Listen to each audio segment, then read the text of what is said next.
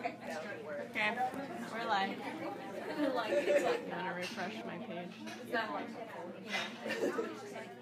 a question. What does it matter?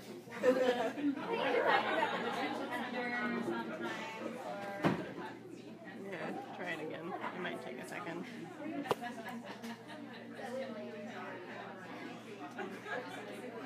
Probably around the jail somewhere. That's probably where. Share, and then there should be a share to event page. Yeah, I feel like Share to the page. That's just gonna post onto the Outlaws.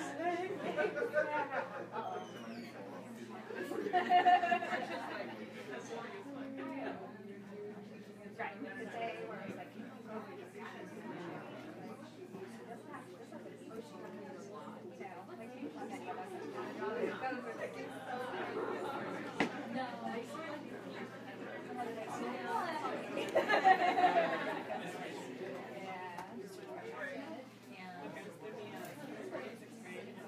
Cool. Let me just make sure it's on there real fast. followed by other people.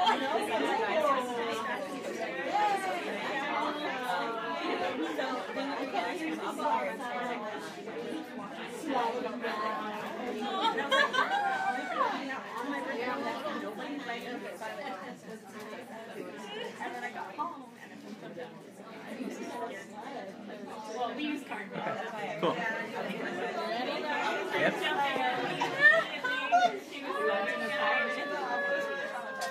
Hello, everyone.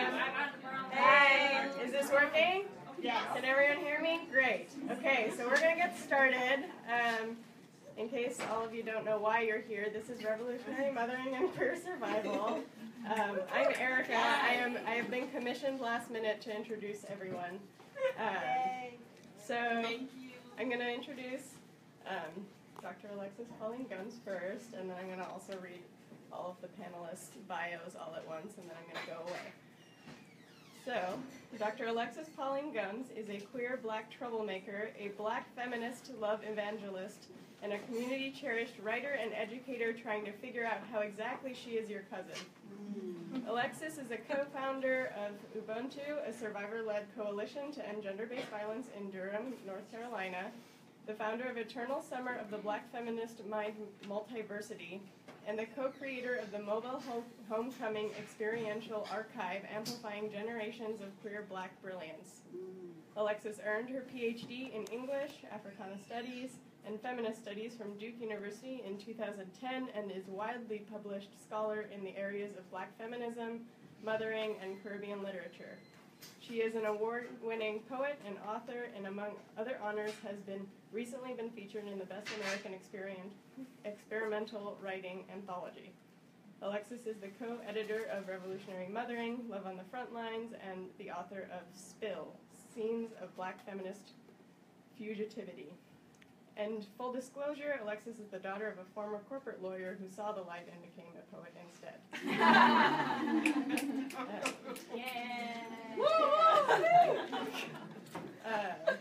So next I'll introduce Priya Rai. You don't want to is a queer, mixed-race prison abolitionist who is dreaming wildly and fighting to win. She is a graduate of the University of Washington School of Law. She is dedicated to building power in queer and immigrant communities by mobilizing against violence and through finding transformative community-based solutions to harm. She believes in the inherent power of the people in our communities to create a world free of prisons and borders where no one is disposable. Priya is currently the Queer Network Program Coordinator at API Chaya. And then, unfortunately, Karma Corcoran couldn't make it due to weather, but I am going to introduce them anyway. They are a Chippewa Cree, as the Indian Law Program Coordinator at Lewis and Clark Law School, the former board chair of Red Lodge Transition Services, and is completing her PhD writing on the issue of Native American women and incarceration. Next we have Maru Mora Villapando. I don't know if you want to wave or... is a... is a mother, activist, undocumented immigrant, community organizer, consultant, and political analyst with more than 10 years of experience working on immigrant rights and racial justice issues.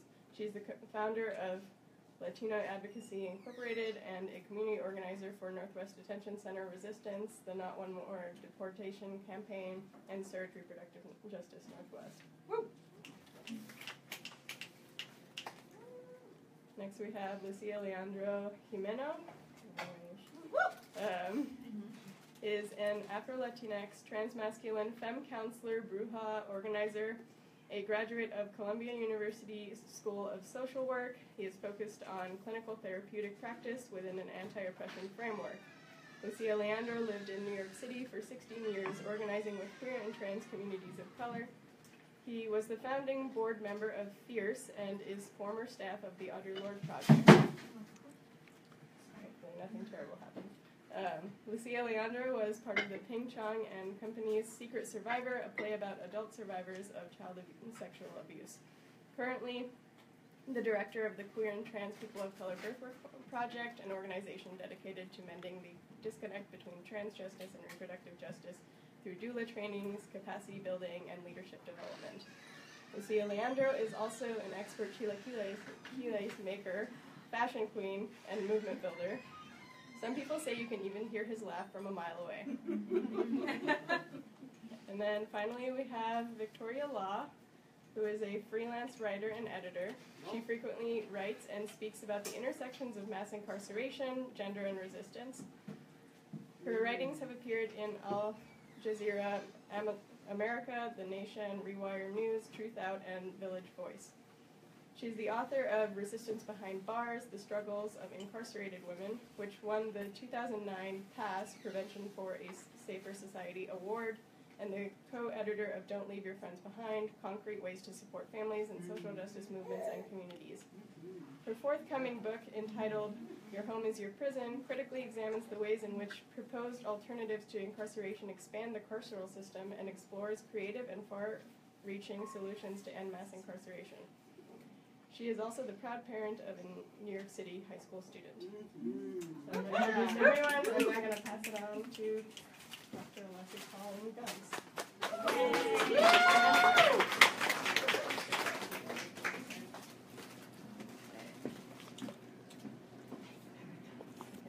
Is this getting higher? Yeah, you can move it. Okay. Just because I'll need both my hands.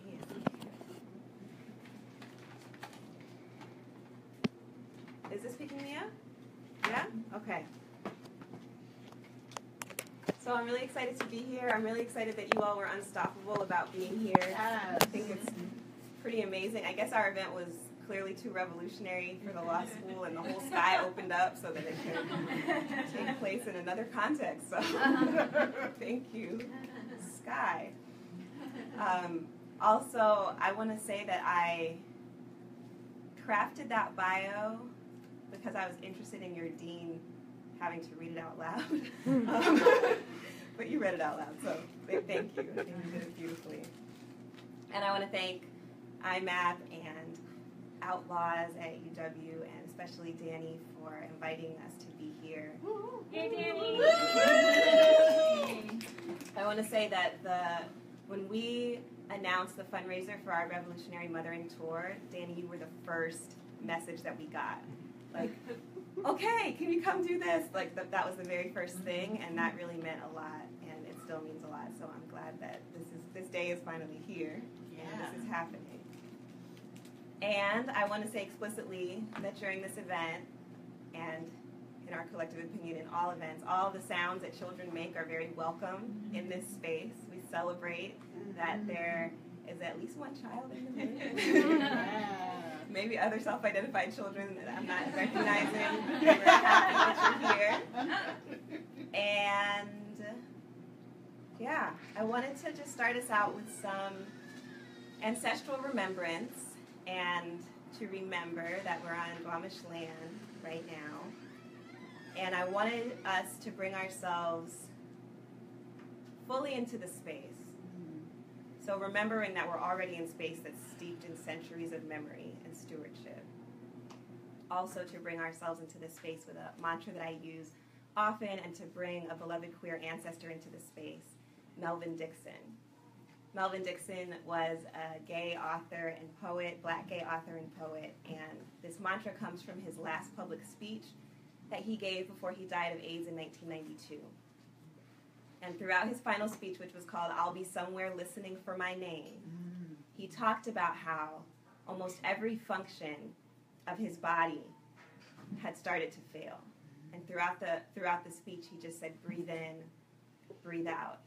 And his final words in the speech were, you, by the possibility of your good health and the broadness of your vision, are charged to remember us.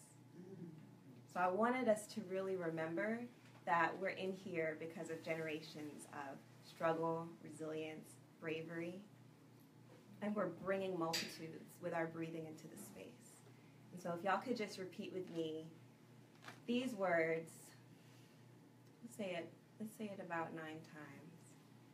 Breathe in, breathe out, remember us. Breathe in, breathe out, remember us. Breathe in, breathe out, remember us. Breathe in, breathe out, remember us. Breathe in, breathe out, remember us. Breathe in, breathe out, remember us. Breathe in, breathe out, remember us. Breathe in, breathe out, remember us. Last time. Breathe in, breathe out, remember us. Thank you. And one more thing I wanted to ask you to do is to invite you to dedicate your participation in this space to somebody who is not of your generation and maybe possibly from a later generation than you. And if you could just tell somebody sitting near you, maybe not the person that you came with, maybe somebody who you haven't talked to ever in your life, tell them who you're bringing into the space, who's not physically in the space, that you're dedicating your participation to. You hope that your participation will benefit them. So we'll just take a moment and just find somebody near you and let them know the name of somebody you're bringing into the space.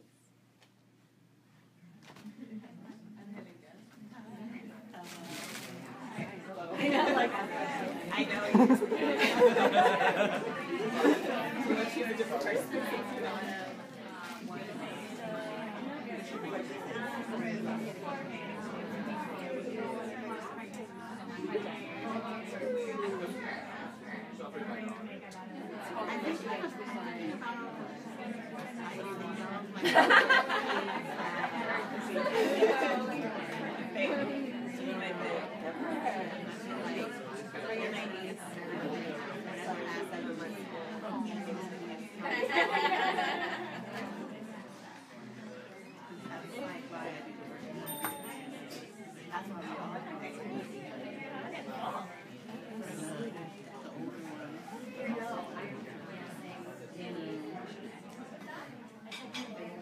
Okay, has everyone had a chance to bring someone into the space?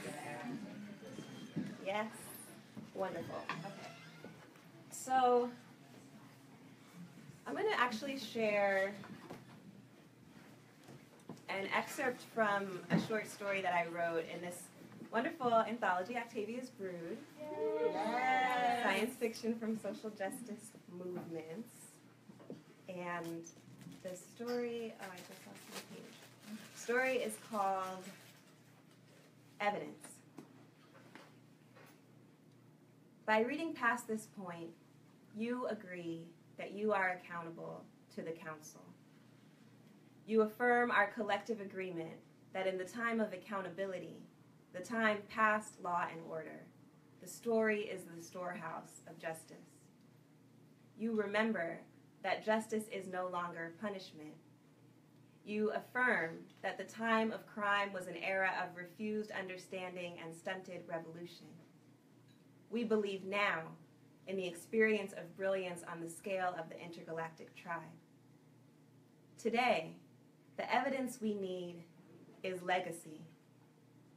May the public record show and celebrate that Alandrix consciously exists in an ancestral context. May this living textual copy of her digital compilation and all its future amendments be a resource for Alandrix, her mentors, her loved ones and partners, her descendants and her detractors, to use in the ongoing process of supporting her just intentions. We are grateful that you are reading this. Thank you for remembering. With love and what our ancestors called faith, the Intergenerational Council of Possible Elders. Exhibit B. B is for brilliant. Letter from Alandrix, age 12, sent via Sky Tablet during Dream Upload. Third cycle of the facing moon. Receipt unknown. Ancestor Alexis, I've heard about you. I've even read some of your writing. Everyone says I have an old soul, and I'm really interested in what it was like back when you lived. It seems like people were afraid a lot. Maybe every day. It's hard to imagine, but it seems that way from the writing. I have to remember that no one knew things would get better, and that even people who were working to make it happen had to live with oppression every day. I read your writing and the writing of your other comrades from that time, and I feel grateful. It seems like maybe you knew about us. It feels like you loved us already. Thank you for being brave.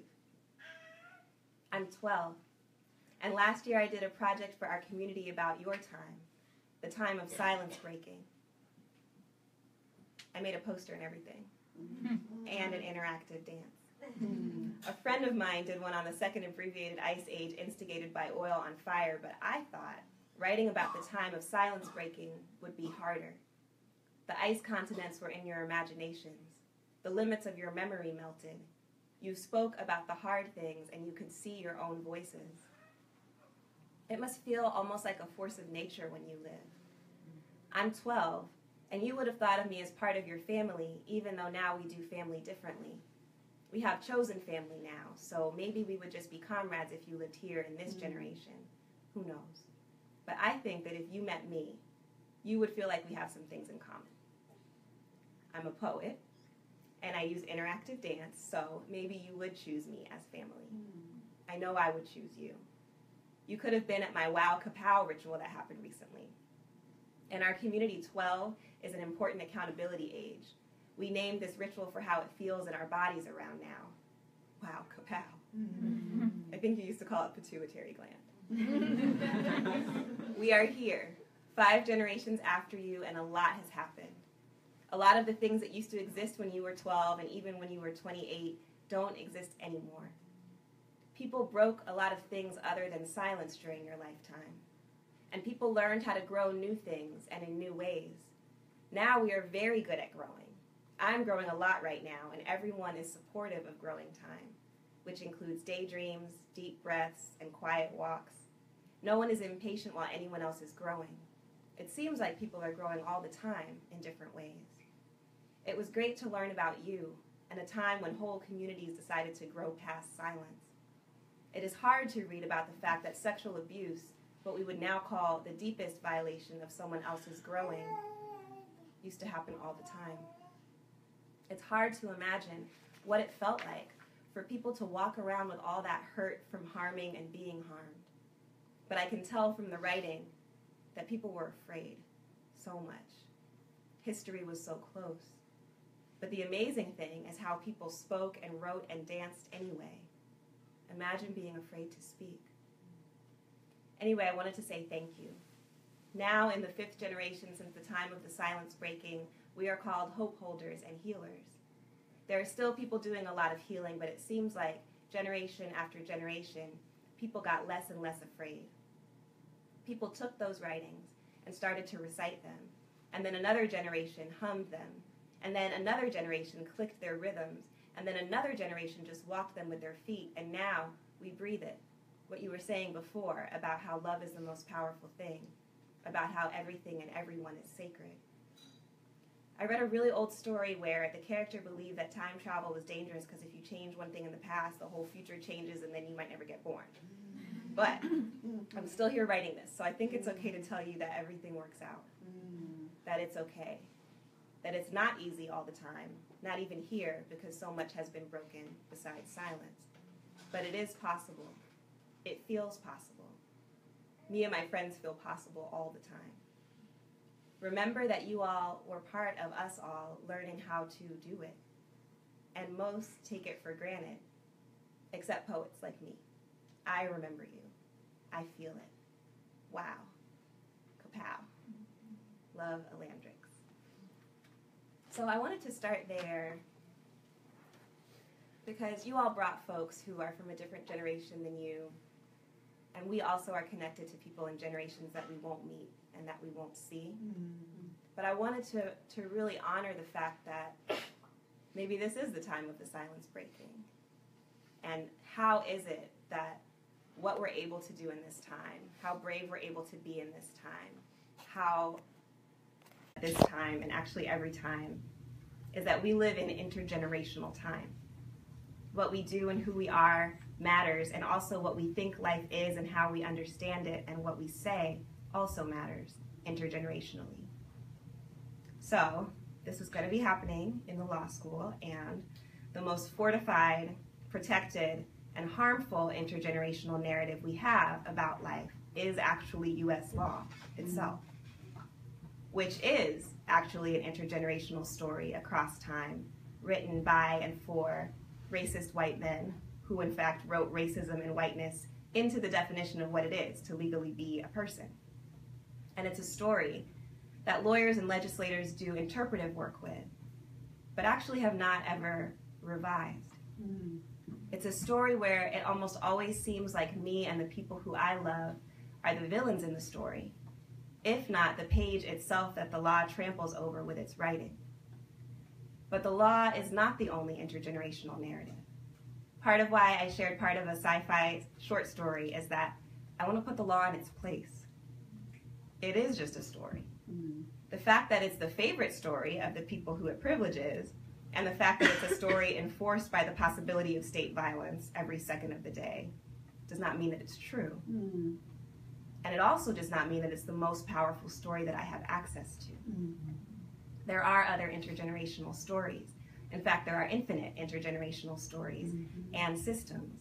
There are narratives that precede, and as I imagine in evidence, narratives that will outlive the story of law and order, which is a story that creates chaos for so many of us and pretends that it does not. It is a speculative story that creates futures it will not be accountable to. It is a story always flexible enough to lie to itself. It is a story that closes its eyes and has nightmares. We are actually those nightmares. Sometimes I like to think that poetry is the nightmare of the law. And as was said earlier, I am the daughter of a lawyer who became a poet. But by poetry, I mean that unstoppable and beautiful set of repeating, transforming attempts we make at being present with each other for real. Present with each other beyond the languages that we know and the systems that are supposed to do our relating for us so we don't have to. And poetry is a nightmare for the law because the job of the law is to reproduce the state, which is a state of genocide, which is why revolutionary mothering is poetic, and is also why, in almost every instance, revolutionary mothering is illegal. Revolutionary mothering, what we really mean by creating life for each other, as the people who are not supposed to exist, and certainly not supposed to share a form of life that the law says we can only own, is illegal and queer. It does not reproduce what was. Revolutionary mothering and queer survival are the poetic process that will always exceed the law until we destroy it. Because our love, rarely legible except in poems, persists no matter what the law says. Because our love-based decisions are evidence that the law can neither fully recognize nor foreclose without the fear-based decisions of another potential lover. And what if we are not afraid? What will the law eat? How will the state ever justify itself? I am of the opinion that all the people here, and definitely these panelists, are poets, especially in relationship to the people that we named in our dedications. We want our lives to be written as love, accessible across generations as fuel for more love. And we write those poems with our daily decisions. And you decided to be here. Look at that. Wow, kapow. We're about to hear from and talk with some folks who have made serious poetic decisions to write love with their lives. And I have so much admiration for each of you. I have so much faith in our love. And with that, the blessing I could offer, we can transition into the rest of our conversation. Thank you. Thank you.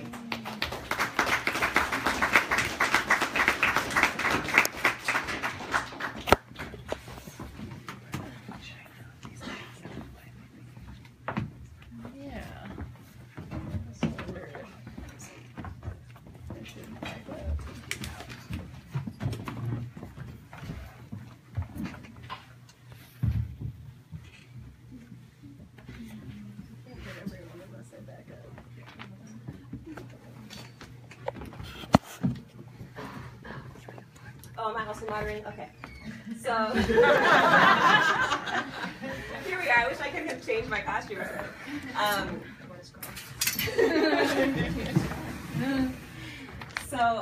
Maybe a place that we could start. I was really present when I was thinking about what to say. I was just really present to how inspiring it is that each of you have made decisions, love-based decisions of how you are relating to life, of what your organizing work is, and maybe if you all could talk a little bit about that, like what inspires you to do that, why you're accountable to doing that. I know people will be really inspired to hear about that.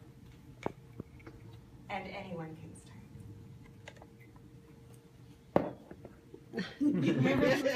Well, you're in the middle, so here you go.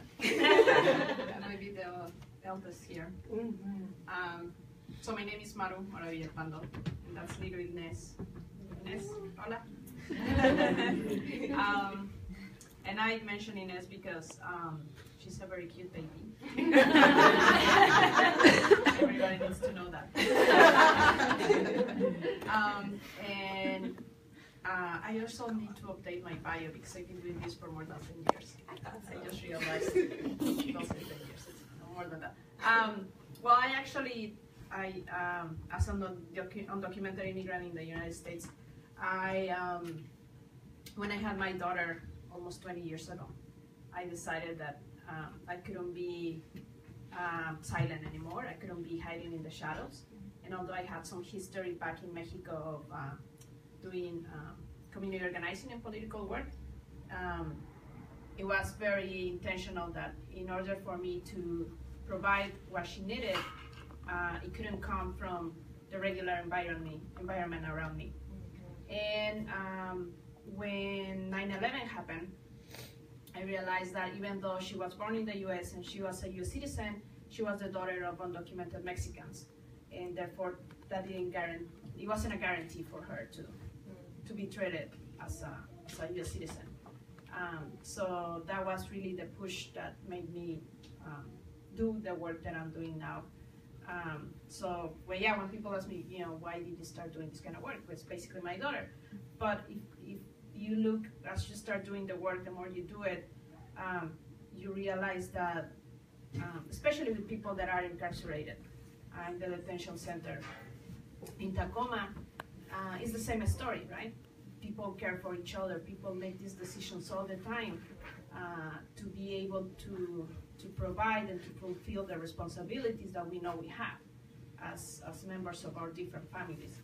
So that's basically, I think, where it comes from. So who's next? You all looked at me. I think, I don't know this, we all had dinner yesterday, well, except Maru wasn't there, but some of us had dinner yesterday and talking about this, and we didn't go down this road, but I feel like I'm going to answer this really personally.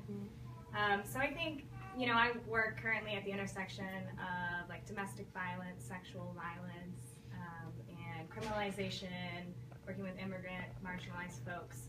And I think my drive for that really came from my father's an immigrant. He came here from India, and I grew up in a really abusive household. And I wish, unfortunately, it's like that's not a unique story, right? That's true for a lot of people. And I think as I've gotten older, I've really been able to see how like the pain of migration and what it means, all the racism, all the just horrible. I'm gonna try not to swear because there are kids here, but I'm such a swearer. Full disclosure. I'll do my best. I'm glad okay? you said something because I'm such a swearer too. We shouldn't be on this Y'all, we'll do together. our best, okay? So like the pain and rage of like lived migration and forced migration, essentially, right? Like that's the world that we live in. That's what capitalism means in its form. That's what globalization means now. So many people are forced to leave their homes, where his family had done the same work for generations, and they couldn't survive doing that anymore. And so he came here, and we were in a predominantly white town. I look pretty white. We would have people stop me when I was a little kid and be like, "Are you okay? Do you know this person?" And I'd be like, "What? That's my dad." Like, you don't get it when you're 4, right? You'd be like, "That's my daddy. I don't know what you mean." But I think just like the pain and rage of that time was really reflected in the way he dealt with us interpersonally and his other interpersonal relationships. She agrees. Yeah, right. Well, and I think that that's not at all unique. And I didn't really realize that relationships could be different, or that they should be different, or that they are different. And I found myself replicating those kind of relationships in my romantic life too. And I think what really got me to criminalization was, first of all, seeing so many people in my community just disappeared. And also, basically we deal with all social issues by criminalizing them, right? Poverty, homelessness, mental health, issues of, domestic violence, sexual violence. We just say, okay, make them a crime. And that's exactly what the domestic violence movement also did, 40 years ago. And there is some power in that, right? It named it as violence, and it didn't even used to be considered violence, and it named it as violence. But also what that meant is, as we invested more and more in just saying, call the police, use the criminal system, call the police, we lost all of the ways that for generations we have known how to deal with harm, how to talk to each other. And I'm not saying we did it great every goddamn time. We didn't. It's not like we were phenomenal about dealing with it before we turned to the police and the criminal system.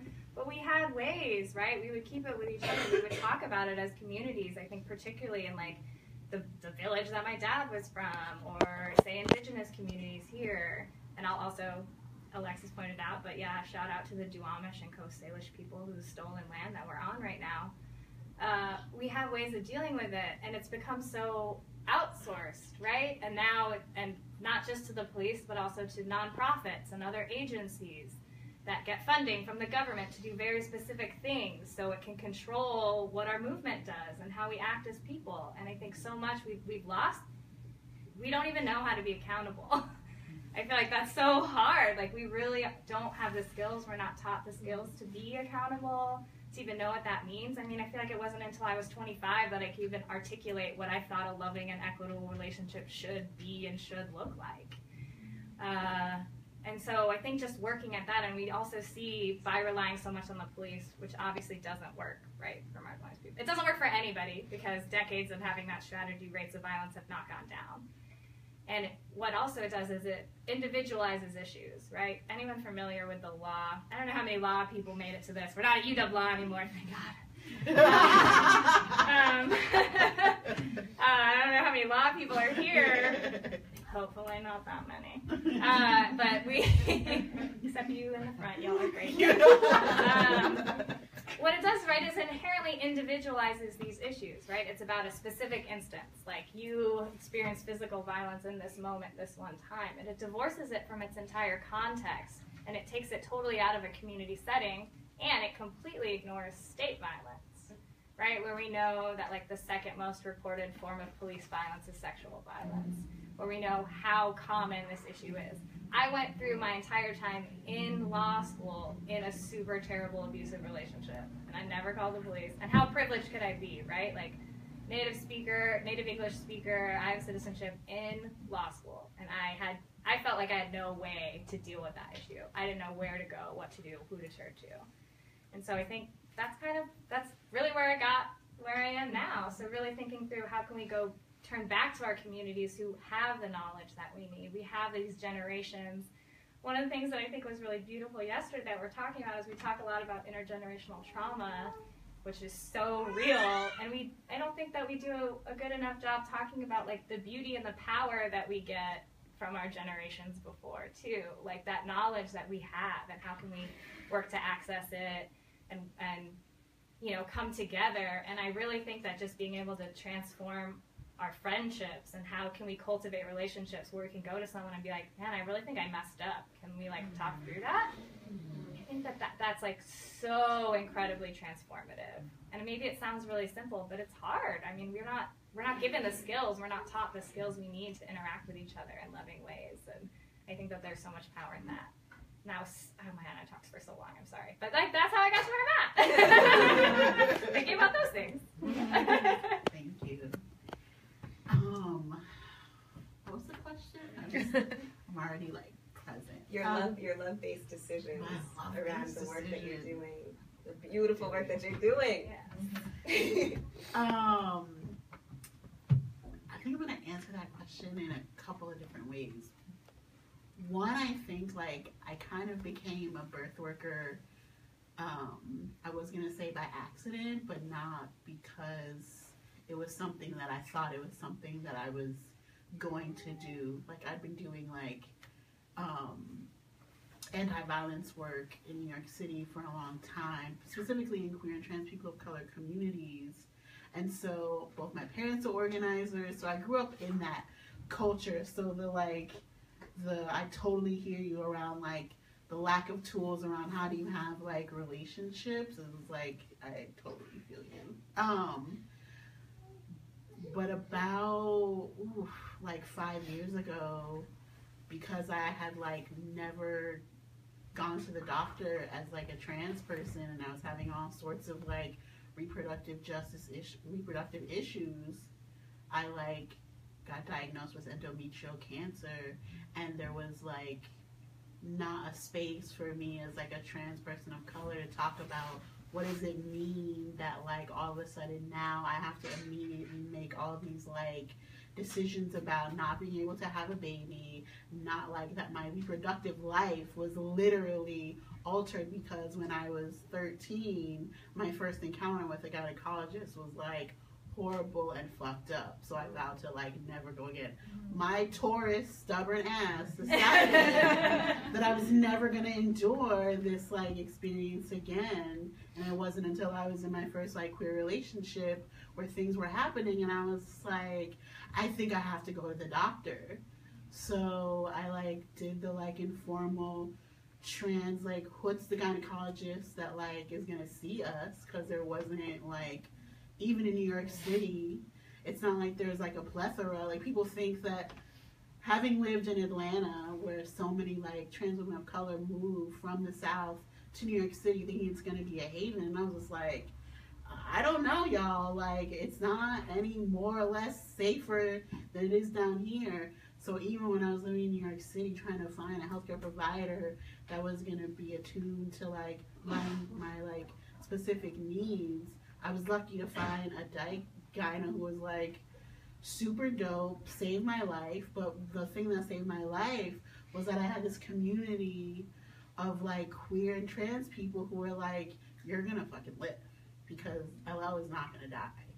And so what happened in that moment was that like I lived, I'm fine, thank God for community, but it was like the first time that I got to really experience like this is what it could look like if you have people who have your back, who will go to the doctors with you to make sure that you literally can access care.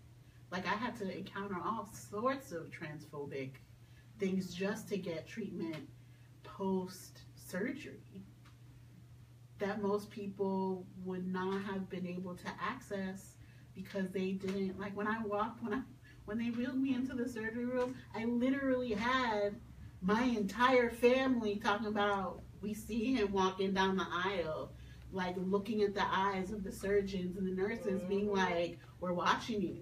we know we got your number. And so for me, that was like the first time that I got to experience like this word called like a doula life, a community of doulas, to like not just support someone having a baby, but having a reproductive experience that needed to be emotionally, spiritually, and medically supported by a group of people. And I think, you know, often as someone who is, you know, fundraising to bring specifically to train like trans people of color to be these like support people, it's like the only reason why my organization exists is because like there's so many barriers to just people understanding how to relate to different bodies, you know.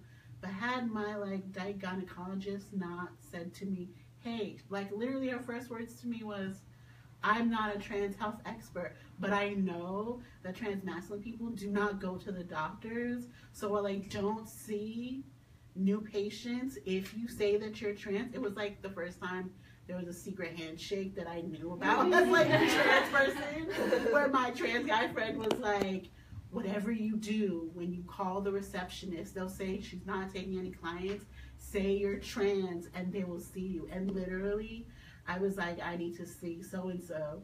And they're like, she's booked. I was like, I'm trans. They're like, one moment. Like, next thing I know, I had an appointment and I'm here today. So for me, it wasn't even about, I had to move through so much grief and uttering the words of like how much we're denied as trans people, like reproductive, like mothering, fathering, whatever, parenting, like lives, because they never once was like, oh, maybe we can figure out how to keep some kind of situation, or what are you even thinking about your future? They were just like, cancer, you need to live, cut it out, like, and I'm just like, whoa.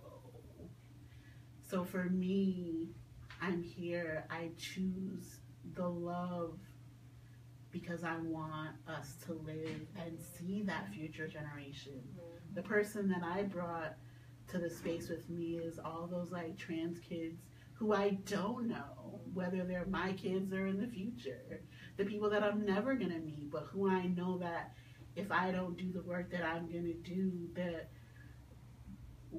who, like, I'm sure there will always be people who are gonna be doing this work, but this is my contribution for this life. Yeah.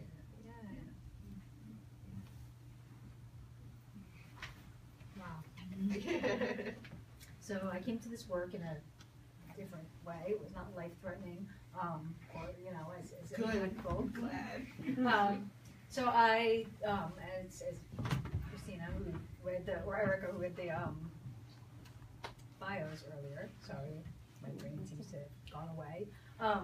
Said is I work a lot at the intersections of incarceration and gender and resistance, and I came to this work because when I was in high school, I went to school in New York City, and there's a system in New York City where at the time where you would go to your zone school.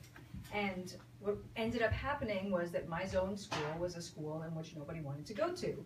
So if you knew about New York City schools and you had resources, you borrowed an address of somebody to go to a better school, you applied for a specialized high school, you did anything you could to not go to the school that was overcrowded with Black, brown, and immigrant kids, where every morning you were greeted with like going through a metal detector, putting your bag through the like airport scanning thing. There were a lot of security guards. I think at the time high school had like 4,000 kids. There were 400 kids in my grade. Only 40 of us graduated that year. So it was the kind of school that was the perfect recruiting ground for gangs. You know, because you had kids that didn't see a future in the educational system, and the like, you know, like the sort of American dream was not available to them. So if you think back to when you were 14, 15, 16, maybe even 17, you know, you're just like, oh, sometimes my decisions weren't that great, you know, like I could have maybe done something a little bit better. But when you're 14, 15, 16, 17, and you're like, whatever, school is not really an option for me. You know, I see my parents struggling, you know, with like juggling multiple jobs, raising kids. You know, we never seem to be getting out of this hole. And then somebody comes up to you and is like, "How you want to make $200 a night?" And you're just like, "Really? I can make $200 a night? You know, what do I got to do?" And it's like, well, you take this gun and you go over there, you know, and you stick up a restaurant. You take this, you know, you take this and you do that. So a lot of my friends joined gangs, dropped out of school because that was the way that they were going to get out of this hole. And then they all got arrested for gang-related activities. Nobody was like innocent. Nobody was, you know, nobody didn't do what they said they did. Everybody did what they got arrested for. And that was my introduction to jail and prison issues, was the fact that suddenly my friends were going to Rikers Island. For those of you who don't really know New York City, Rikers Island is an entire island dedicated to pretrial detention. So we don't have money for good schools. We have money to like lock people up, you know, for years, you know, while they go through the legal system and figure out whether or not they're going to go to trial or take a plea or what they're going to do. So how many of you have ever visited somebody in jail or prison? Just a quick show of hands. All right. So when you go to visit somebody, especially in jail, especially in an overcrowded jail system that has like 10 to 15,000 people per day, you spend a lot of time waiting. You know, you get there, you put your stuff in a locker, you like go through, you shake out your bra, you like lift your mouth, you know, you open your mouth, you shake out your hair, you do all these other dehumanizing things, and then you get stuck in a room and you wait and you wait and you wait and you wait and you wait and you wait and you wait and you wait. And I would wait 5 hours for my 1 hour visit. Now you're not allowed to bring anything with you, so you can't like, you know, say bring a book or a magazine. This was in the time, I'm gonna date myself, before cell phones, so you know, you didn't even have that, but you couldn't bring it in anyway, even if you did. So what do? You turn around to the person next to you and you're like, "So who are you here to see?" And they're like, "Oh, I'm here to see my husband or my brother or my, you know, my boyfriend or my son." And you get into conversations about like why they're there. And what I was hearing again and again and again was people were there because they didn't feel like they had opportunities and resources. They were there because, you know, like they, you know, they robbed something or they stole something or they, you know, like they did something related to drugs. But it was never like, my man stole $5 bazillion a la Bernie Madoff.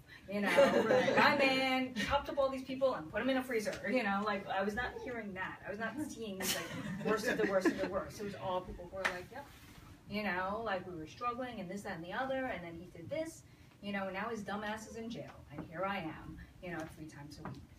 So at the same time, I was like, what is this thing that's in my, you know, suddenly in my life? So I started reading about jails and prisons, and everything that I read about, like, you know, like the systemic criminalization of black, brown, and poor people, were things that I was seeing firsthand 3 times a week in the Rikers waiting rooms. So that's kind of what piqued my interest in, you know, got me interested in, you know, doing work around jails and prisons. So kind of fast forward a few years later, you know, my friends have gone upstate to prison, you know. Once I turned 18, I was able to go visit some of them upstate. If you try to go to visit before you're 18, you end up being told you can't go in, and then you sit on the bus for 8 hours. That sucks. Don't do that. So I went to college, you know, one of the like few people in my sort of my friends group that went to college, and I decided I was going to do a paper on what organizing in prisons looked like post 1970s. What happened after all of the liberation movements have been decimated by the FBI and went to the pro? What happens when there isn't that robust support for people who are organizing inside prisons? And at the end of the semester, everything I saw was about men. I was like, that's a little weird. You know, there was like 98,000 women in prison and jails at the time. And were all 98,000 of these women just sitting on their hands and doing nothing? This seemed a little peculiar, you know, to say the least. You know, like it didn't seem like it was right. And we talk about like silences and silence breaking. So, you know, I was hugely pregnant.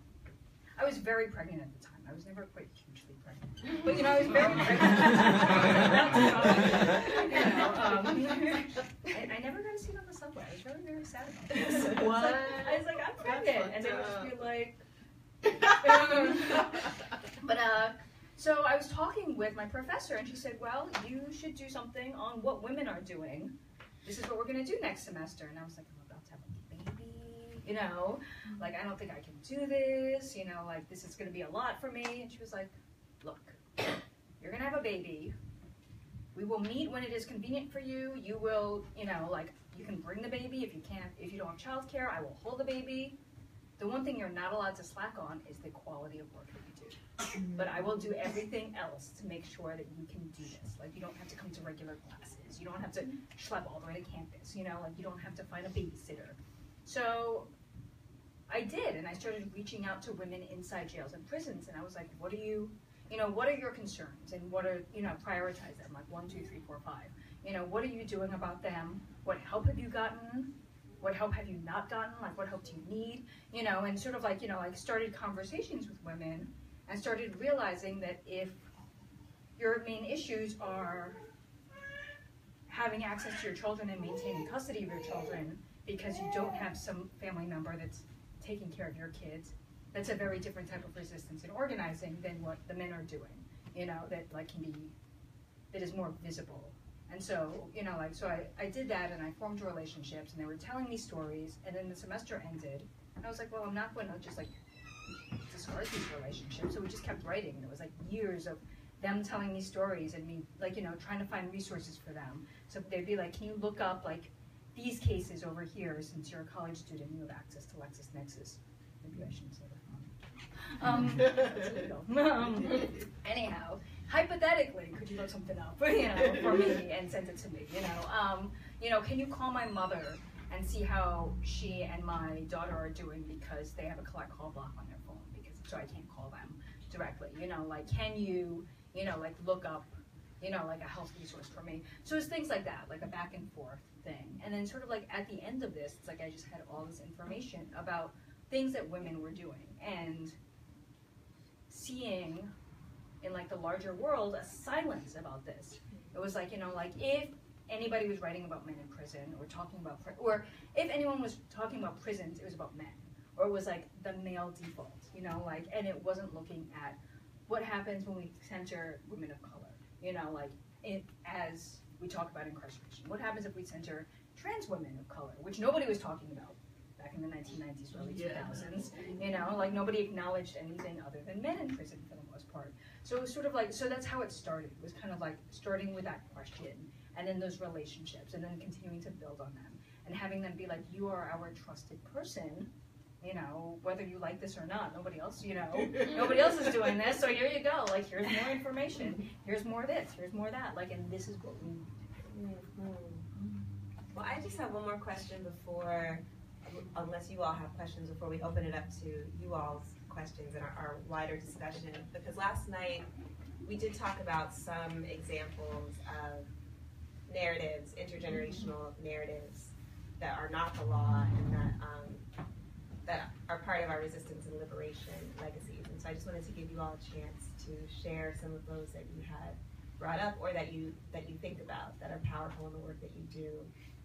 We call it revolutionary mothering, anything that helps keep us alive, like that happens intergenerationally.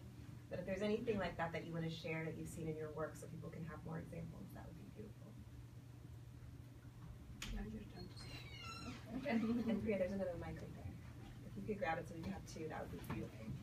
Well, one of the things I've seen is that in women's prisons, and maybe this happens to some extent in men's prisons, but I don't really focus on men in prisons, so, you know, I can't say for sure, is that women build community and families. And so what might happen is people who are there for a long time, you know, for lengthy sentences, you know, and have been there a while, will take newer people under their wing and kind of like, and if we're talking about revolutionary mothering as an idea, kind of mother them, not only in the like, how you make your bed so you don't get a ticket and everything else, but like really like, hey, angry 19-year-old, you know, like, we know you're angry, like, you know, like we were kind of in place 2 at one point, you know, like you're angry, you're looking at a long sentence, you know, you did something harmful and hurtful and stupid, and, you know, like, and that's something you need to come to grips with. You can't always just be this angry person who's in denial about what you did, you know, and kind of like, you know, like nurturing them and mothering them through, you know, like some of this, not only the shock of being incarcerated, but also like,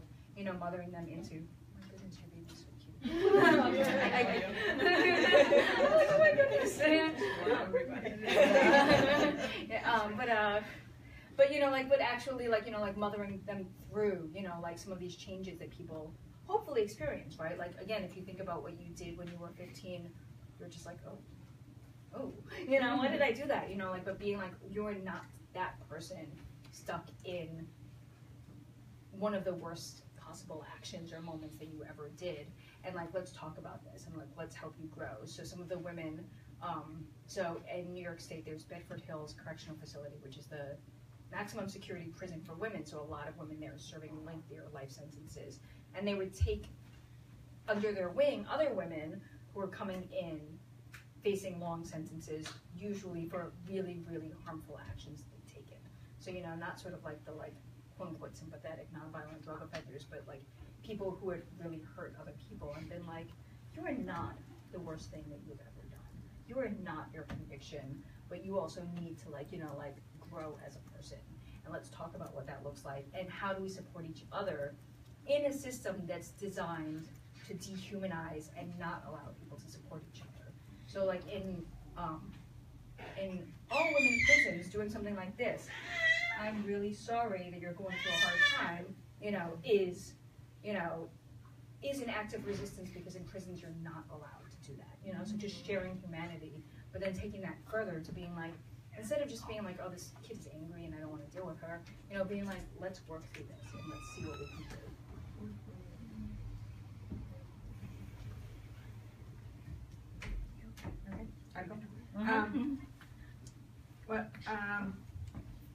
In the immigration prison in Tacoma is different. That's the fact that people are not there for a specific time. The sentence is quite different because there's not really, I mean, the sentence is you're going to be banished from the country, and so our difficulty is that we don't know how long people will actually stay there. And so here in this specific detention center, over almost maybe not, right now, maybe more than 1,600 people are detained. About 200 to 300 women are housed there, caged there. Our main contact had been the men's section, especially during the 2014 hunger strikes. But we did find out later on that women had also started the hunger strikes. The difference, though, is that it's always been more difficult for women to organize within the detention center because the GEO, which is the corporation that owns and manages this place, all agents, they're really good at touching the more vulnerable fiber of the women's section, which is their children. And so as 4 of them started the hunger strike and they were sent to the hall, we find that, so the hall is solitary confinement, but they call it the hall inside. We find out through the 5th person that was sent there, because she called one of our members saying, you know, my court hearing was coming up, I was really scared, so because I didn't know what to do and I didn't have, and over 90% of people in there will never have legal orientation or support. She said, I couldn't eat, I was just nervous, and the officers took that as I was joining the hunger strike, and they didn't even know there was a hunger strike. So as she didn't eat, she was taken and sent into the hall. So she found these 4 other women there, and they asked her, oh, are you here for the hunger strike? And she's like, what hunger strike? Everybody's talking about a hunger strike, I don't know what's going on. So they tell her, you know, there were these people outside closing down the streets and shouting that we're not alone, so we decided to do this, and the men's section is doing it too. And they were all getting excited, right? She's getting excited about it. And the officers come and say, if you're gonna continue with this, you're never gonna see your children again. And so they stop, right? And so they start eating right away. And the men's section was a bit different because we have been in touch with them and we were able to get the stories out. They were able to continue the hunger strike, but we weren't able to get into the women's section. So now we are actually in touch with the women's section. And what we've noticed is that especially for people that come from the prison system, right? Because anybody, regardless of being a legal permanent resident, regardless of the supposedly justice system that we have there, you're not supposed to be trial twice for the same crime, that doesn't happen in the immigration system. So you're put into, the second part of the trial against you. And so for people that come from the prison system, they're really great organizers. They're amazing. And we've seen this protection, right? They create this level of protection. And we've seen how both in the women and the men's section, people take care of each other. People mother each other, right? We have right now this guy, his wife called me and said, my husband told me to give you a call. And the reason why he found out about us is because we just recently did an action outside the detention center last Sunday. This Sunday, I don't even know what day is today. I work every single day. To me, every day is Monday. So whatever Sunday we did an action, a lot of people show up. We were on the local news and we were on the local newspaper, and so they get the Tacoma News Tribune. So they read about it. And so we already are in touch with several of them, but others didn't know. Over 1,600 people in there. We don't get to talk to everybody. So they saw what happened, and they start calling their relatives, saying, call them. There's these people outside, I don't know who they are, but just call them. So they start getting these emails and calls. And so this woman told me, hey, my husband's name is so-and-so. Please talk to him. It's not about him, it's about a guy inside that he wants you to watch out for because he has this mental illness. And so the same story is all over again, like men taking care of other men, women taking care of other women. Sometimes men telling us, we heard that in the women's section is something really terrible, keep an eye on that. So it's this, how do we take care of each other? And at the same time that is happening within the detention center, is happening outside. So as relatives show up, then they start helping each other, like you were saying. So why is this person here? Oh, I don't have money. I came all the way from Oregon, and they told me that I can't see him because the visitation hours changed last month and nobody told us. So there's this replication of support both in the inside is happening outside. So for us, it's a constant of how do we maintain the spirit inside, and how do we ensure that the people that are inside and they're being told again and again, you don't care, you're not important to anybody, nobody cares about you, and they're being constantly watched 24/7. Everything they do is being recorded, and it's being used against them when they're being sent to the hearings. So for us is giving them the tools that they can use to protect themselves, to survive inside, but then they can also help others survive inside. So I think it doesn't really matter the gender. Right? The protection is happening. It also happened with a trans person that we were able to get in touch with. We didn't know about her. It was really somebody else in the men's section that told us. And they talked to her because she was being housed in the men's section. And when she called us, she didn't know how to explain to us what was happening. But it was again important to realize that although she was in the men's section, the men were taking care of her. Right? And she told us they're very respectful because we were like, you want to transfer to the women's section? We're gonna do a whole campaign right now to get at least while we're getting you out, at least you're in the women's section. She actually said, you know what, I'm okay because they're taking care of me. They're respectful. They call me by my name. They call me Patty. And so for us, that was a really good sign that people are taking care of each other, but it's important to be outside present so they can actually not only take care of each other inside, but they're free. Yeah. Period.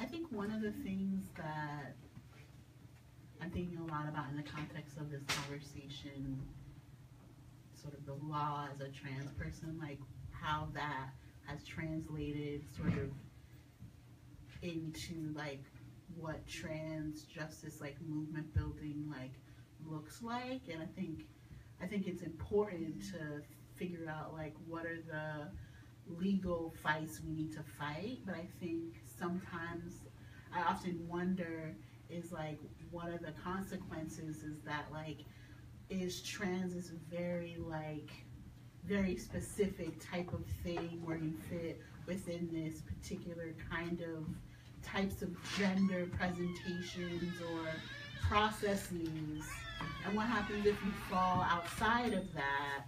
Do you still have access to legal rights, whether you're a parent or like anything, right?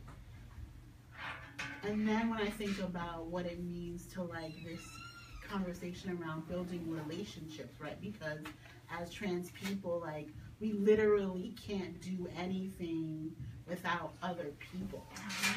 Like doctors have to decide whether or not we're quote unquote crazy or not to access anything medical or whatever choice we want to make to alter our bodies or whatever decision, even, and the legal system has to decide whether or not we're going to change our genders and our names. So these other outside institutions are dictating who we are as people. So how does that translate into, as trans people, even if we have an organization that's dedicated to whatever we want, how does that impact how we even like see ourselves and understand ourselves, and how do we build with people who are from all different kinds of, who are different than us, who are maybe trans or not trans.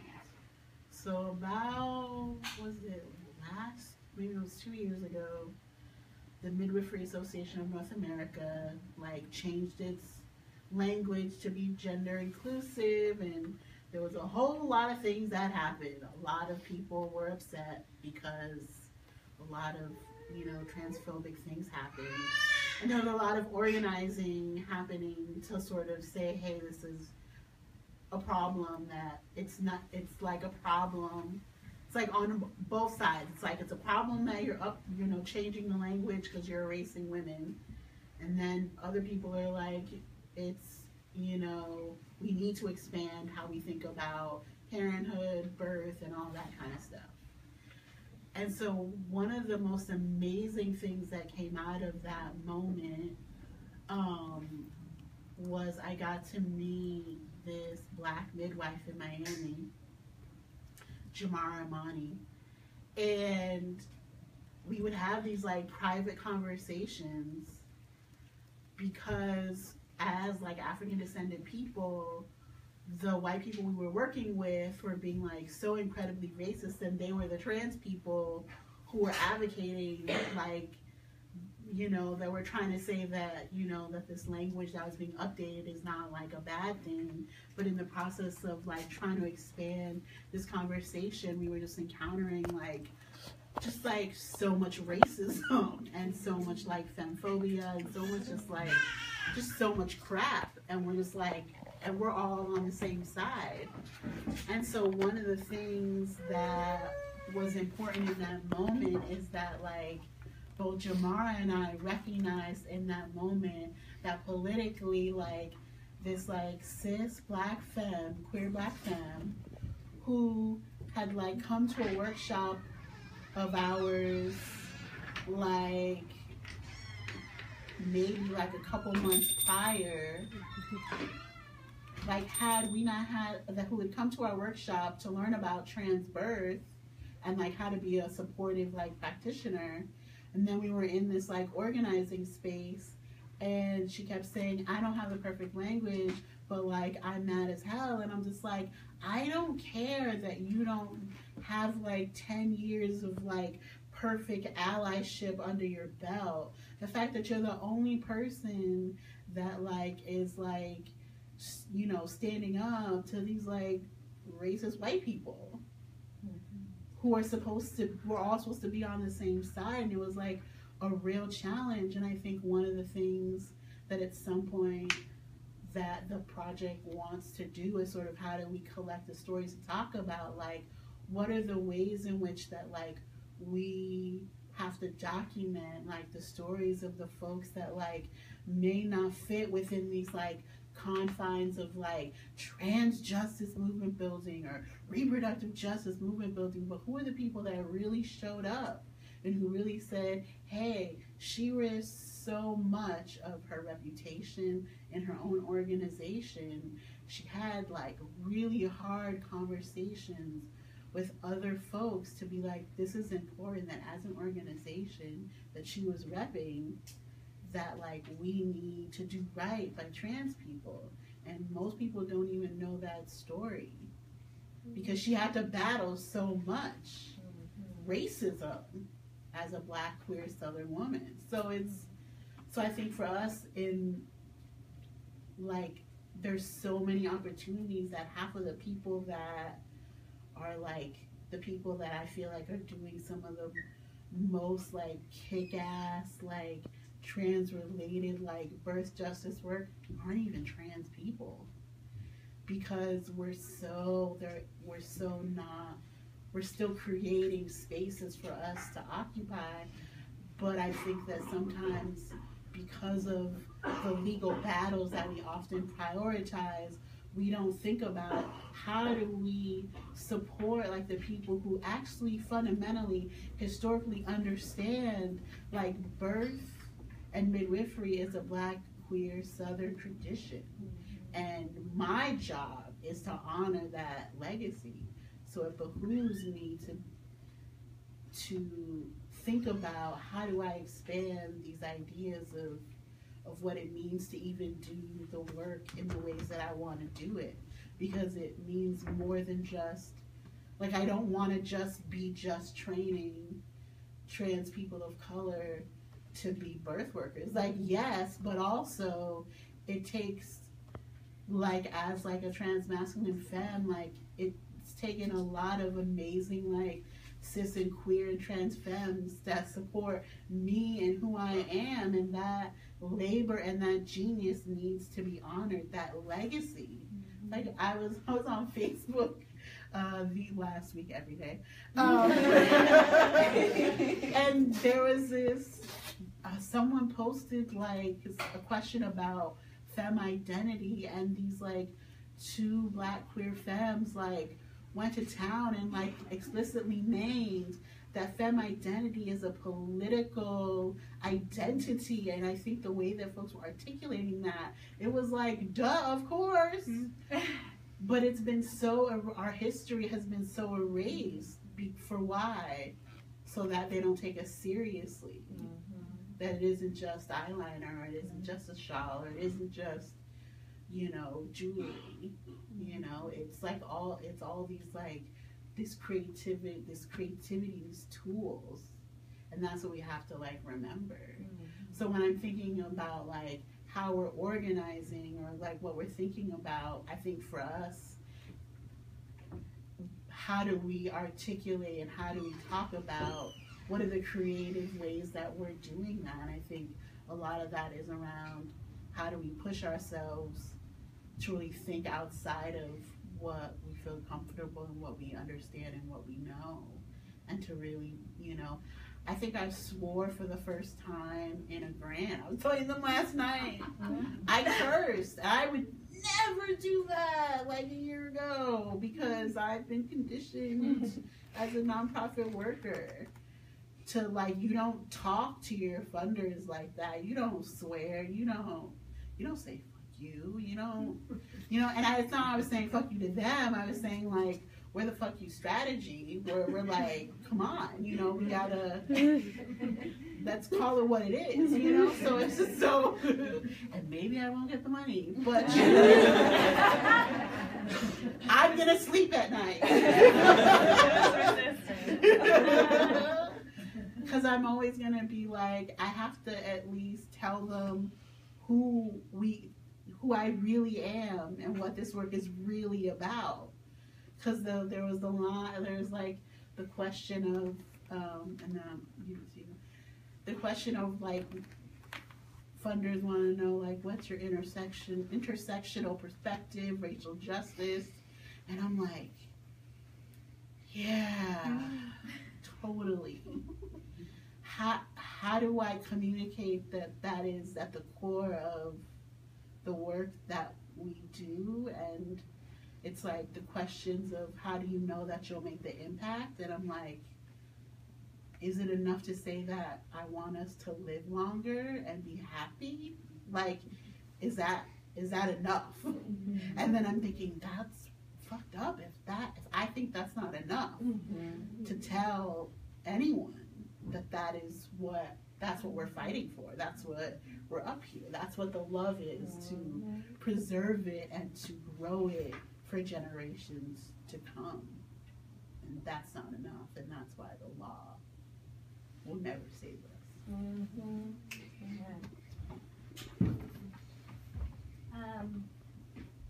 That was a lot of brilliance.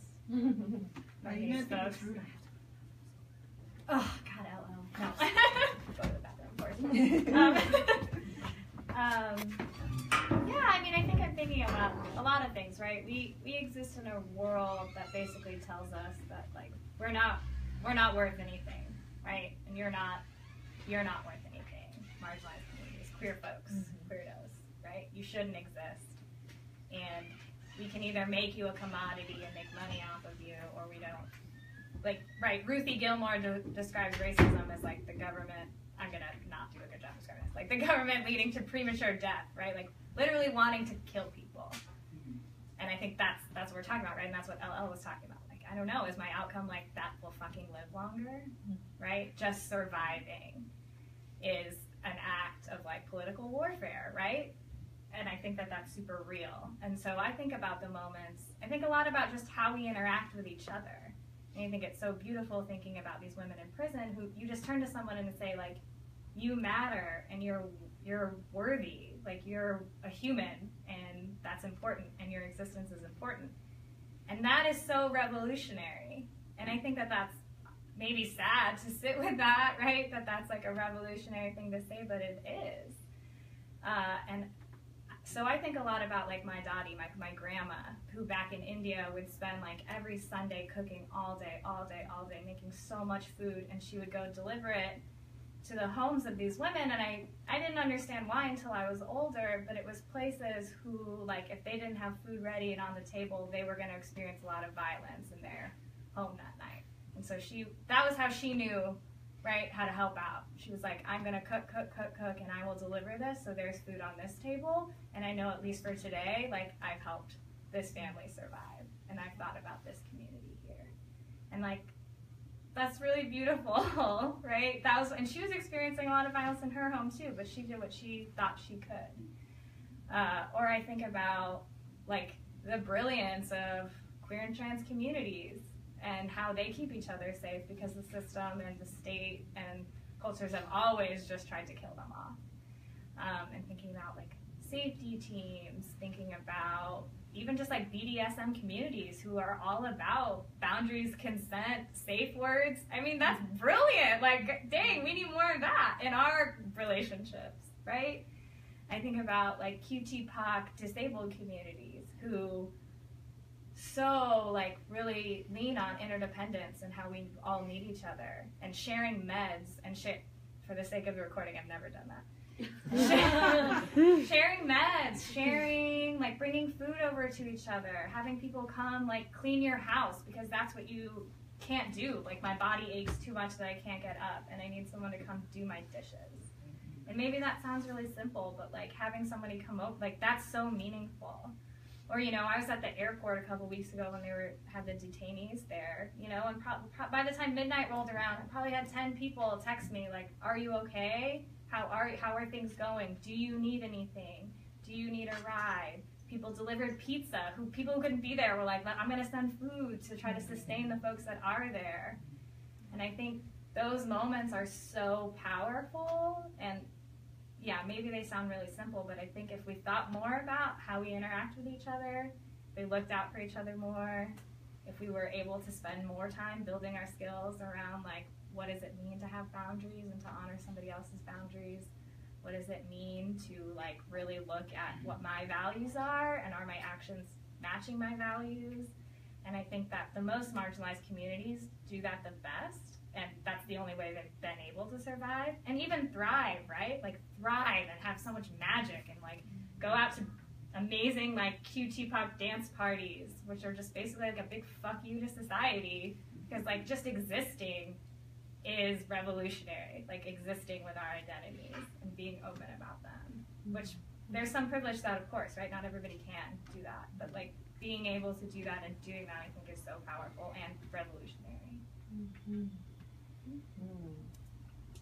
Beautiful. Well, I want to open it up. First, I want to say I do not know what time it is, and I have never known what time it is. I live in intergenerational time, so I never know what time it is. So I just need to request that somebody from Outlaws is keeping track of how much time we have, because it's up to me. We'll literally be here for 5 generations. So we are interested in questions that you have, comments that you have. What I would ask is that, you know, thinking about the dedication you made, and if folks who came in after we did that part, we thought about somebody who's not in our generation, who we're really dedicating our participation to, who we hope our participation benefits, really asking you all to come from that place with the questions that you ask in here. If you would like to share who you're bringing into the space, who you dedicated to, if you're one of the people who asks a question or gives a comment, that would be great. We just want it to be really centered and grounded. This is just not random abstract stuff we're talking about to be argumentative or sound smart. We're understanding this is what could save our lives and our communities, and so we just want you to, you know that because you came here in the snow and everything, but I just want to explicitly say that so that we can remember that's why we're here. So yes, who would like to share something or ask something of our brilliant panelists?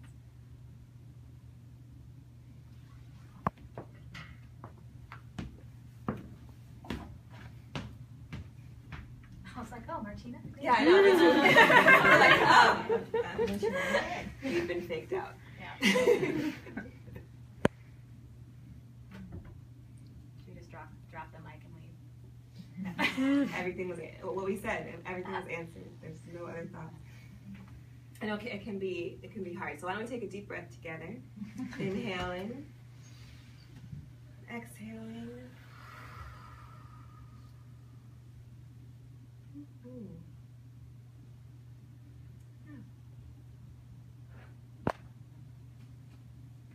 Okay, I will ask one. Do you want to use the mic? No. Okay. I was wondering, Alexis, if you could answer one of the questions that you asked too. Mm-hmm. And I was with you this weekend when we went into the women's prison, Mm-hmm. and you did a really fantastic workshop Thank you. around mothering and some of the it was some really concrete skill building. Mm-hmm. I was wondering if you could speak at all to some of the ways that you've witnessed folks mother each other and things that we could do going forward. Okay. Well, so thank y'all for making it possible for Vicki and I to be able to go and be part of the parenting class in women's prison. So what we knew, because of the ongoing work that's been happening there, is that the folks who were there were really interested in how could they nurture, nourish, repair relationships with people outside, right? And that's one of the major violences of prison existing, right? It separates us from people who we love, and it does horrible things to relationships. And knowing the vast amount of children whose parents are in prison, and the stories that those children have to make up to survive that absence, and some of the things that they're told, and everything that we see in the media, being able to actually have communication and relationship is something that can never be taken for granted. And so that was really what we did in the workshop. It was like we did in here, that thing of dedication, right? Like who are you bringing into the space that's not physically in the space? Of course, who's not physically in the space in this beautiful deli? I've never seen a deli like this. In this beautiful deli is different than who's not with you, because literally you're being kept away from them by force of armed people who will shoot you if you try to leave the space, right? But it was also important for that to be the first thing, right? To understand who's with us even when they're not physically with us. And we they had an opportunity to talk more about that with each other, and they wrote blessing poems in honor of each other's relationships. So when we did it, so Vicki wrote a poem in honor of a relationship that I'm trying to heal and nourish and nurture, and I wrote a poem for Vicki, but everybody in there wrote that. And that also was part of mothering each other, part of saying, like, there's someone in here who knows something about my situation and who's offering me a blessing, you know, who's like carefully choosing words. Those 3 lines, you know, carefully choosing words to bless me and my relationships that I value. And then the rest of the time was really about letters and how in those letters to go deep into the work of who is this person to me? You know, whether it's my child who I don't get to be with on a regular basis, whether it's my partner, whether it's the caretaker for my child, who is this person, and to really say, this is who you are for me, and get to beyond all the drama, beyond like we got cut off in the middle of our phone conversation, you know, beyond that, this is who you are for me. And then also, this is who I am for you. And this is who I am for you, even though I don't get to be there for you in the ways that I would want to be there. And people were just like, so brilliant. The words were beautiful, but the affirmation that love was still the most powerful thing, even with all the ways that it had been cut off and taken away, was profound. And another thing that we did was like short mottos, like declarations, right? Sometimes time, if people aren't living in intergenerational time like I am, sometimes time is really scarce, right? So you just have this moment on the phone. You just have this short visit that you waited the whole day just to have this short amount of time to be able to be in the visit. And so they created, I call it declarations or cheers or mottos, but this thing that you can say that presence is your relationship. And even if it's just like, I will always try my best for you, like that's what they say, to be able to get back to that core of all the many, many, many words they wrote about. This is who you are for me. This is who I am for you. That was another thing that they created, and what folks created was amazing and beautiful. And I think that, like Priya was saying, it's not just in a situation of being caged that really having skills around how we repair our relationships and how we nourish our relationships is relevant. Like, this is relevant for every single person because we're all in relationship, and all of our relationships have to be repaired because we're surviving oppression. So there's all sorts of brokenness all over the place. So thank you for asking that. But yeah, that was what we did in that space, and I recommend it if you want to tell someone who they are for you. It's very moving for them. It could be very moving for you. And feel free to always contact me with more stuff about that. Yes. Okay. Well, I got here late, but now that you understand the frame, Yeah. I would like to do a blessing. Yes. So my name is Emma, and my wife and I became foster parents. It's going to be 2 months of this beautiful boy from Honduras. He came as a refugee, and he's been with us since December 9th.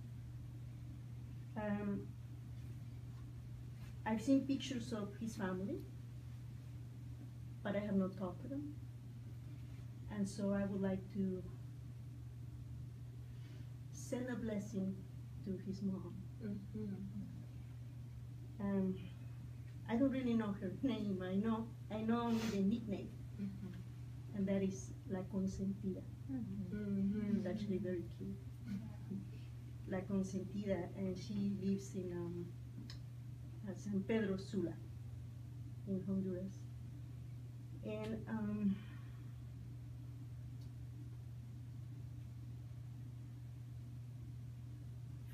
she is, for me, this amazing woman that, even though I don't know her,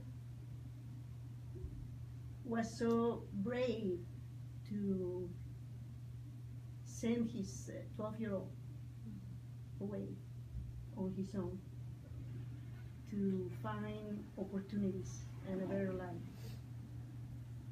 And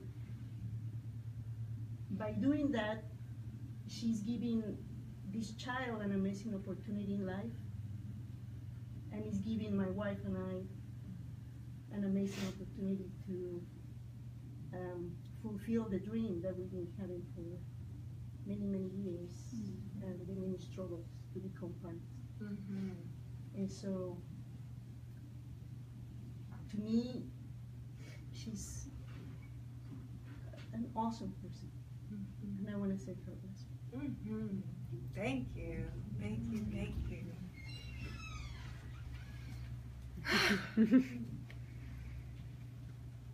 That's like the most beautiful thing that could have possibly happened in that moment. But this is exactly why, right? We have these default narratives.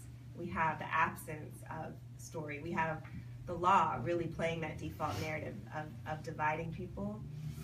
But what if we took the opportunity? You know, like what if we really took every opportunity to tell that story of greatness? You know, even across whatever we're across. You know, across forms of difference, across geographical space, across bars and walls. That's actually still possible. In a random deli, it's still possible. So thank you for modeling that. That was beautiful.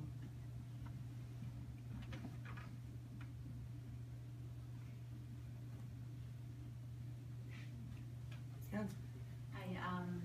What you're saying about like the objectives of just of like our work being like just us living happier, longer lives. I really like that. I really thought that was beautiful. It really connects to a lot of work that I do, that I'm trying to do more within trauma in queer and trans communities, prioritizing queer and trans people of color. And I was wondering about, like, in terms of like, you know, disability justice and access and interdependence for those in the communities who experience isolation and constant traumatization. How to gain access to healing and what thoughts within like interdependence and within the communities that we can do to make that happen more. I mean, I think anyone here could answer that question, but I think, Sorry.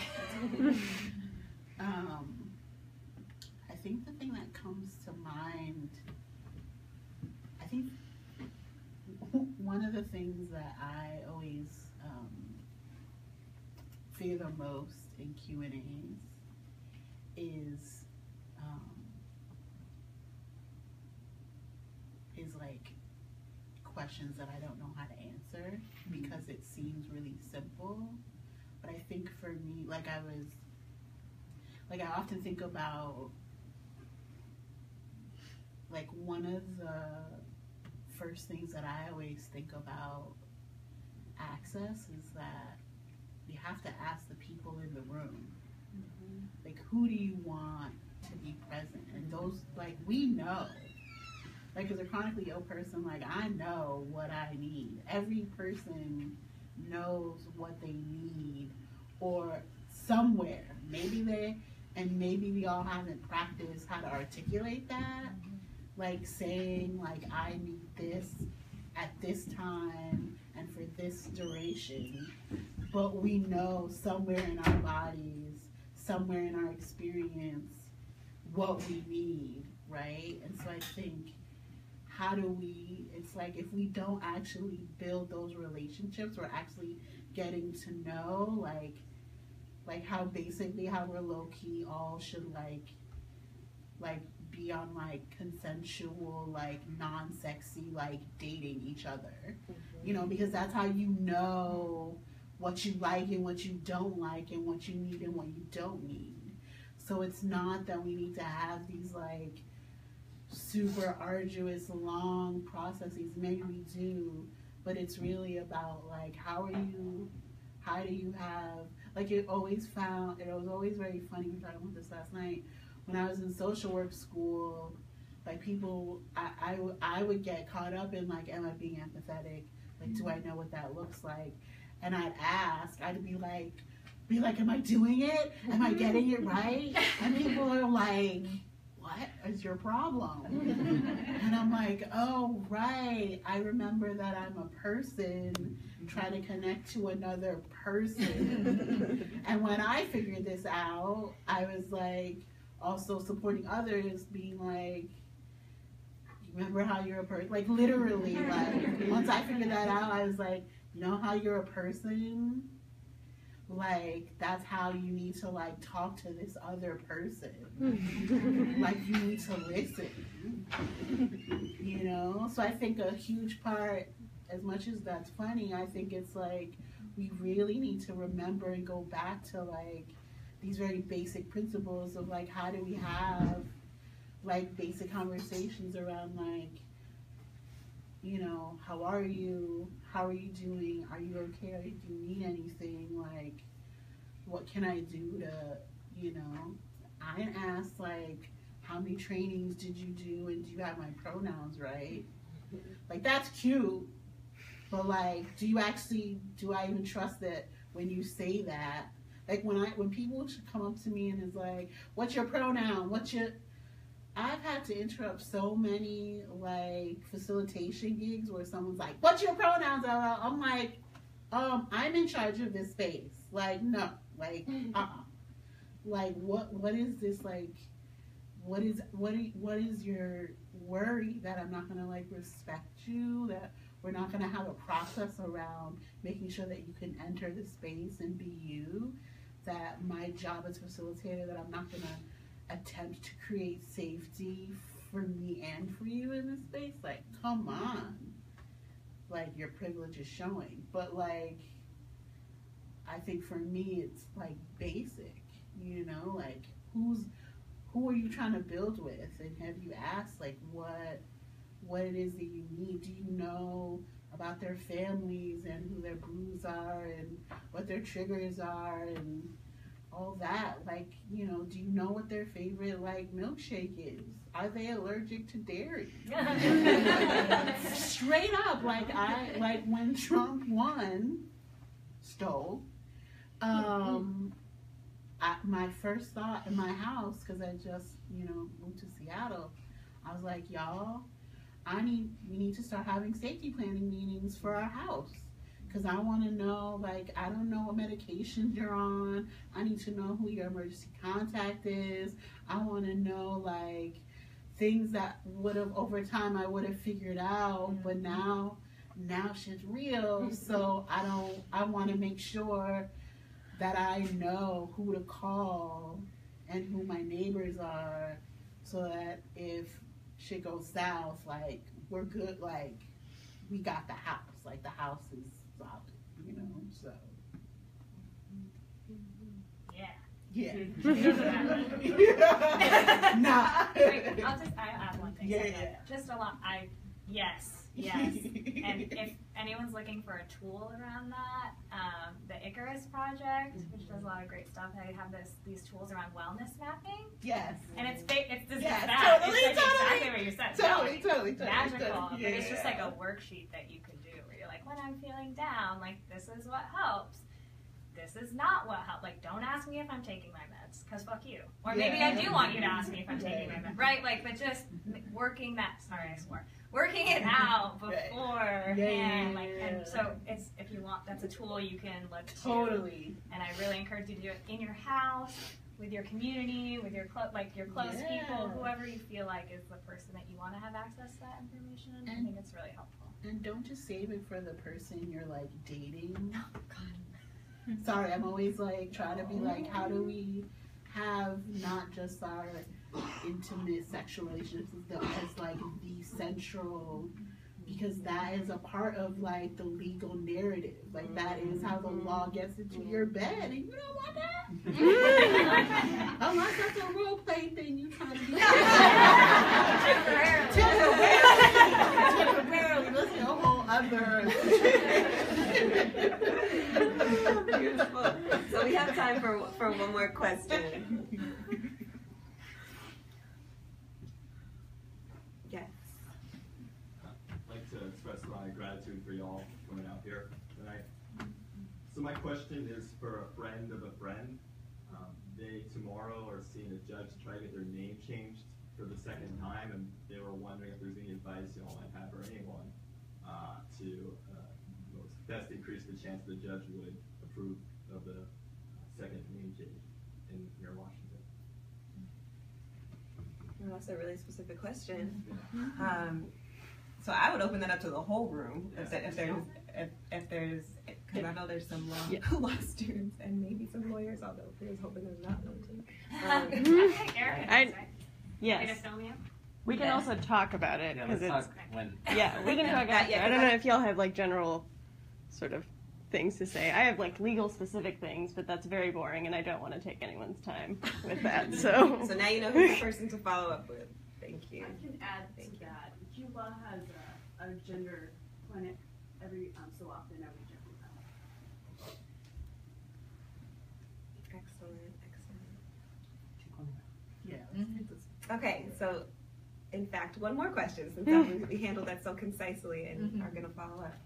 Does anybody else have a question they want to ask any of the panelists or all of the panelists?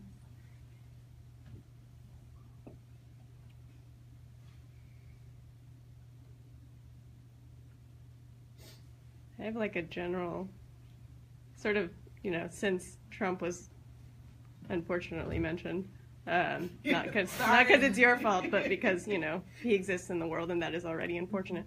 I think for a lot of the folks that I've been talking with, and even for myself, him getting elected has sort of been this moment to sort of think about,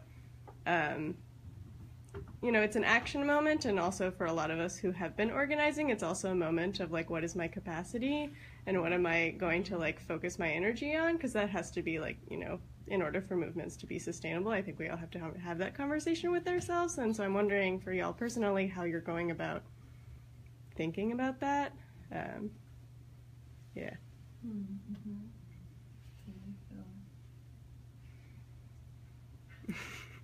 have something to say? Yeah, say it.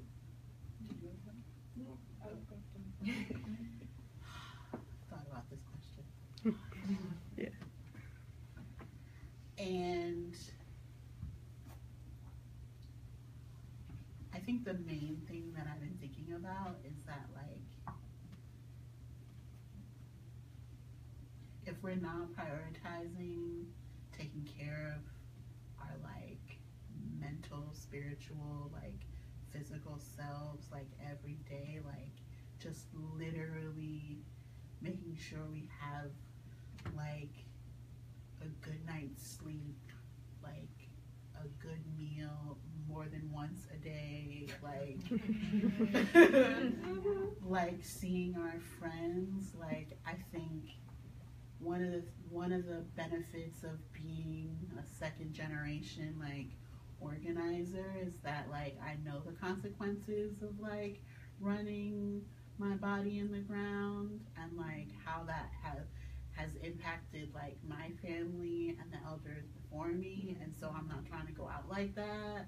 And so while I think it's important that, like, those who can be in the streets, like obviously so much of, like, the wins that we're having right now is not possible without organizing, but that also at the same time, like, we have to remember that, like, taking care of ourselves is just as powerful and it's just as revolutionary and just as critical and necessary as it is in shutting down CTAC and all the other, like actions, So it's like, for me, like, I literally can't afford to be in the streets. Like, I haven't been to a march in 3 years, and the first time I've been to a march was actually when I went to CTAC, and they wheeled me around, and I cried the entire time because I thought, as a chronically ill person, that my decades of being in the streets was over, because I literally I can't, like, walk miles. I can't do that. Like, that's not possible. But this other amazing, creative, like, dope thing where I said to my comrades, I was like, I want to go, but, like, I literally can't be there for 5 hours, and, like, I might get tired really quick, so what are our group agreements? And they're like, if one of us, like, can't do it, then we're all gonna leave. And we stuck to it, and we were in and out, and we blocked the elevators. Like, it was, like, the most intense, like, shutdown, like, in 2 hours that I've ever been to. And they wheeled me around, and I didn't get left behind, and it was amazing. And so that will always stay with me. But then we also were like, word, it's 11 o'clock, it's getting late, we're gonna go home. like the rest of the people got it. And so we all were like, great, we're gonna pick up snacks, we're all gonna get dropped off, and we're all gonna go to bed. Or do whatever it is we're gonna do in our own homes. But we were like, we had this like really amazing creative like mix of just like, we really gotta take care of ourselves. That the strategy isn't go, go, go till you pass out, because that means like you're gonna win, or that like you're the most activist radical, because that's a lie. But how are we gonna be in the marathon? And we have to remember, and the only place that I learned that is from parents and from disabled chronically ill people, because we know how to chill and we know how to party.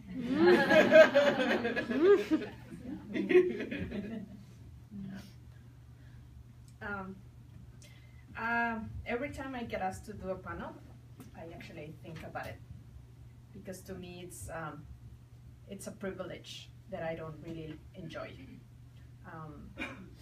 Right now I live in Bellingham, and Thomas is here, and Thomas and I work with farm workers. And I'm not a farm worker, so that's not my experience. And so I support the work that is being doing over there.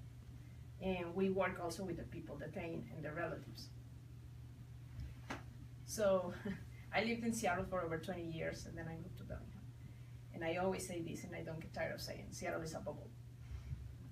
Seattle is a bubble, and people here have way too much privilege. And I always ask people in Seattle to leave Seattle, go outside Seattle.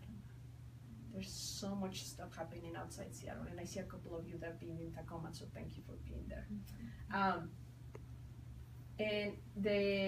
I got also the privilege to be mentored by Rosalinda Guillen. That is a farm worker leader, and it's been doing amazing work for decades and decades. And one thing that happens again and again is that a lot of people believe they're organizers. They think that being a community organizer is just going out there and protest, yay. Actually, that's not community organizing. And that's actually the easiest thing to do. It's not, doesn't take a lot. Except that you might have some disabilities. And except that, you know, you cannot even leave your house because you're so afraid that the immigration is gonna come and get you, or you don't want to interact with the police. Or you're not even allowed because you might be the victim of human trafficking, or you're working 3 jobs and you don't have the time to even watch the news. So I think that when people talk about how to take care of themselves, to me, it sounds very capitalistic.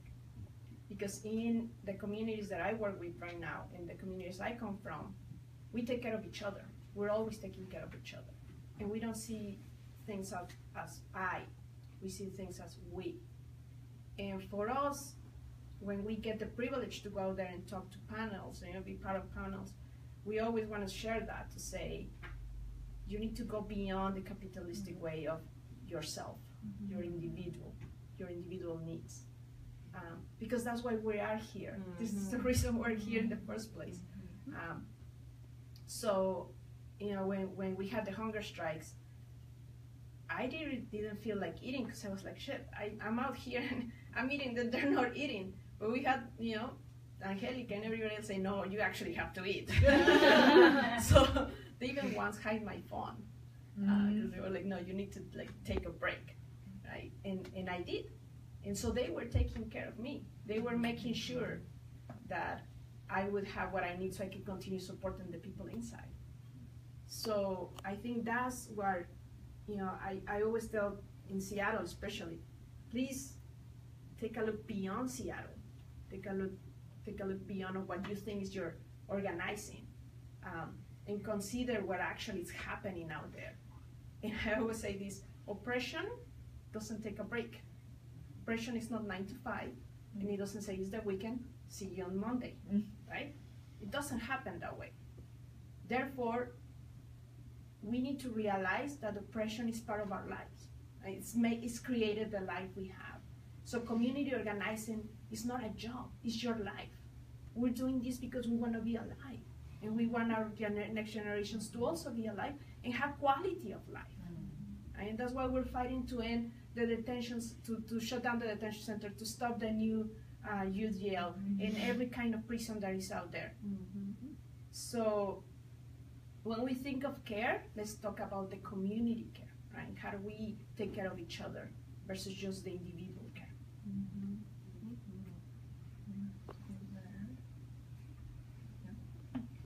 I think one of the things that I want to add and maybe bring into the space, Martina mentioned that Alexis and I and Martina and Danny and some other folks were in the women's prison at Purdy on Saturdays. I kind of bring folks who are locked away behind these walls in, is that they too oftentimes are, it's not just about taking care of themselves, it's about taking care of each other in an environment in which, the law, not your friend, put you in this locked up environment, after perhaps oftentimes failing to protect you from other violence, from interpersonal violence, and then enacts its own form of violence, and continues to do so, and even in this really repressive condition where people are like monitoring you, they have keys to your cell, they can tell you when you gotta get up, when you can eat, when you cannot eat, when you can go to the bathroom, when you can shower, etc., etc., etc. People find ways to not only take care of themselves, but take care of each other and save each other's lives. So like when we think about this long road we have ahead of us, we should also remember that even in these really repressive conditions, people are able to do that. I would just add all of that. And I think what I learned from my grandparents was that when you're in community, you learn what your role is in community. Like, we all have a specific role in community. When people are like, well, what's my purpose and what can I do? It's because we're alienated and disconnected from community. It becomes really obvious what you do when you're in community, because you do what you're able to do that other people need to do that somebody else is not doing. That becomes very clear. But we are disconnected from each other. So I agree with what everybody's saying about it does have to do with those connections. It does have to do with those group agreements, right? And the drive to try to do everything and be everything comes out of really being taught that we're the only person in the world. Even though all these people are around, it's like an individual thing, right? We're trying to make an individual difference, and it's never enough. Why is it never enough? Because it is never enough. One person is not going to be able to do everything that needs to happen, but we're trying to prove, we feel like, so then we're deficient, right? We're not enough. We're not doing enough because we're not doing all the things that could possibly be done. We're not at every single thing that happens. We're actually projecting the suffering of the disconnection that oppression has given us onto our work ethic, because we live in a place that the Puritans have messed with everybody's mind, right? That's what colonization did and does. And it can be so simple when you are connected and you really are thinking exactly like the worksheet says, exactly like LL was saying. When you know what the people around you need and you know what you have, Audre Lorde says we can make something out of anything, so you don't have to have much. You don't necessarily even have to have autonomy over when you go to the bathroom in order to look at how is it possible for you to support somebody else. And then to understand that is enough, because that's the story of the species. We are just giving each other what we need. We don't know, then we're learning more about what does everybody need, what is it that it's possible for us to give. And then what love is. We actually learn the gifts that we have, the brilliance that we have, that would never show up if we were just sitting somewhere by ourselves. They show up because there's someone there we love, and we grow to be able to make something possible for them. It's not because it's the smart thing to do. It's not because somebody on the news said it. It's not because the newest, greatest activist book, which just because, Vicki's going to be writing the newest, greatest activist book, just because it's what the newest, greatest activist book says, right? It's because it honors the actual love that you feel for the people who are around you. And so thank you for this. This has been a space really full of love. I hope that you all stay connected to each other. I also hope you stay connected to me. I'm one of those people who loves to receive emails from people. So Alexis Pauline at Gmail and on Twitter and on Instagram. Stay in touch with me. But please do stay in touch with each other too. Everything depends on it, and it is what makes everything possible. And again, we're so grateful that you chose to be here of all places.